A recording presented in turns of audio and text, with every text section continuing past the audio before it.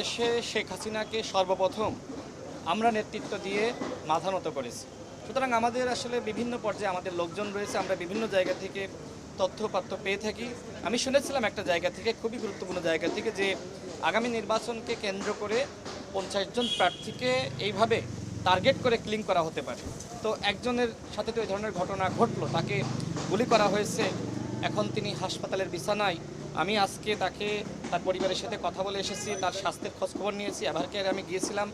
আমি যতটুকু জানতে পেরেছি তার অবস্থা সংকটাপন্ন এবং মহান আল্লাহ রাব্বুল আলামিন যদি চান তিনি হয়তো আমাদের মাঝে ফিরে আসবেন।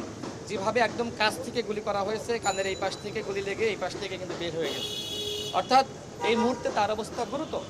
এইভাবে যদি আসলে আমাদেরকে ভয় দেখানোর চেষ্টা করা হয় এবং বিভিন্ন জায়গায় কিন্তু এটাকে হামলা হয়েছে, আমি এই বিষয়টি কিন্তু সরকারের দুইজন গুরুত্বপূর্ণ উপদেষ্টাকে জানিয়েছিলাম, তারা কোনো পদক্ষেপ নেয়নি। এমনকি আমি প্রধান নির্বাচন কমিশনারকে স্মারকলিপি দিয়েছি, তারাও পদক্ষেপ নেয়নি। এখন তারা শুধুমাত্র বলছে যে আগামী নির্বাচন হবে ইতিহাসের সেরা নির্বাচন। তা আপনারা ইতিহাসের সেরা জঘন্য পরিবেশ তৈরি করে যদি ইতিহাসের সেরা নির্বাচন চান, সেটা তো আসলে জনগণ কোনোভাবে গ্রহণ করবে না। আমি এখন নির্বাচন কমিশনকে বলবো, যারা গণসংযোগ করছে অবশ্যই তাদের নিরাপত্তা নিশ্চিত করতে হবে। বিশেষ করে গণ অভ্যুত্থানে যাদের ভূমিকা আছে তাদেরকে টার্গেট করা হয়েছে।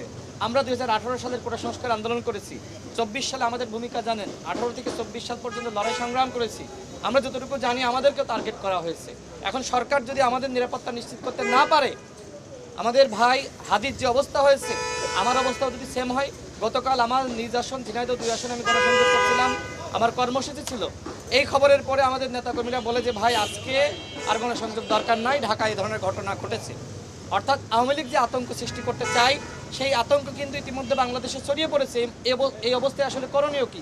এই অবস্থায় আমরা গণ অভ্যুত্থানে যেমনিভাবে একতাবদ্ধ ছিলাম, ঠিক একইভাবে আমাদের আবারও একতাবদ্ধ হয়ে আওয়ামী ফ্যাসিবাদের বিরুদ্ধে আমাদের লড়াই শুরু করতে হবে। ধন্যবাদ।